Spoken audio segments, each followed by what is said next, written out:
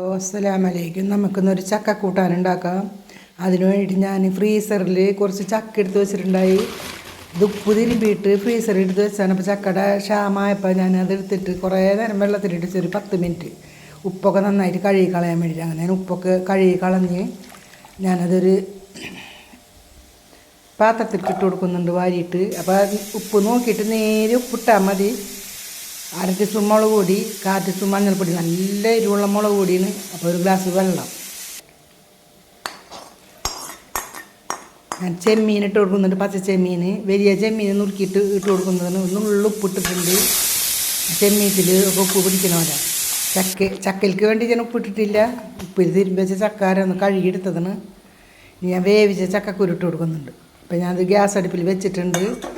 ഇനി നമുക്കൊരു 10 മിനിറ്റ് ചെറിയ തീയിലിട്ട് വേവിച്ചെടുക്കാം. മൂടി വെക്കാം.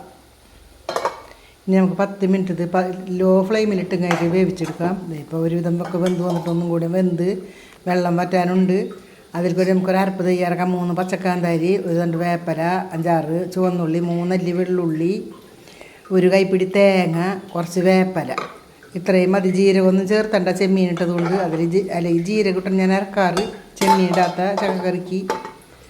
നമുക്കിതൊന്നും കൂടി വേവിച്ചിട്ട് ഇപ്പോൾ വെള്ളമൊക്കെ വറ്റി വന്നിട്ടുണ്ട്. നമുക്കിതൊന്ന് ഉടച്ചു കൊടുക്കണം. ഫ്രീസറിലിരുന്ന ചക്ക ഇതിൽ വേവാൻ ഇത്തിരി ബുദ്ധിമുട്ടുണ്ടാവും. ഇപ്പോൾ ഞാൻ ഉടച്ചു കൊടുത്തിട്ട് നന്നായിട്ട് ഇപ്പം നന്നായിട്ട് വെന്ത് വെള്ളമൊക്കെ വറ്റി വന്നിട്ടുണ്ടെങ്കിൽ നമുക്ക് നമ്മൾ അരച്ച് വെച്ചാൽ ഇതൊന്ന് കൂട്ടുന്ന ഞാനിതിൽ ഒഴിച്ചു കൊടുക്കുന്നുണ്ട്. അങ്ങനെ നമ്മുടെ ചക്ക കൂട്ടാൻ റെഡി ആയിട്ടുണ്ട്. ഇനി നമുക്ക് താളിപ്പ് മാത്രം നടത്താനുള്ളൂ. ഇത്രയുള്ളൂ, പെട്ടെന്ന് തയ്യാറാക്കാൻ പറ്റും. ചക്ക കൂട്ടാൻ അങ്ങ് റെഡി ആയിട്ടുണ്ട്. ഇനി നമുക്ക് ഇതൊരു കടുകും വേപ്പലിട്ട് ഇങ്ങനെ താളിച്ച് ഒഴിക്കാം. അപ്പോൾ ഞാൻ 3 ടേബിൾ സ്പൂൺ വെളിച്ചെണ്ണ ഒഴിക്കുന്നുണ്ട്. വെളിച്ചെണ്ണ തന്നെ ചേർത്തണം. വെളിച്ചെണ്ണ ചൂടായിട്ടുണ്ട്. 1 സ്പൂൺ കടുക് ഇട്ട് കൊടുത്തിട്ടുണ്ട്.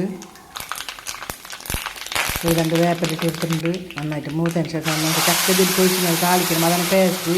നേരിട്ട് നമ്മൾ വെച്ച പാത്രത്തിൽ ഒഴിക്കരുത്. ചീനച്ചട്ടി തന്നെ വെച്ചിട്ട് ഞാൻ ഗ്യാസ് ഓഫാക്കിയിട്ട് ചട്ടിയുടെ ചൂട് കൊണ്ടുവരുന്നത് എടുത്ത് ഇളക്കണത്.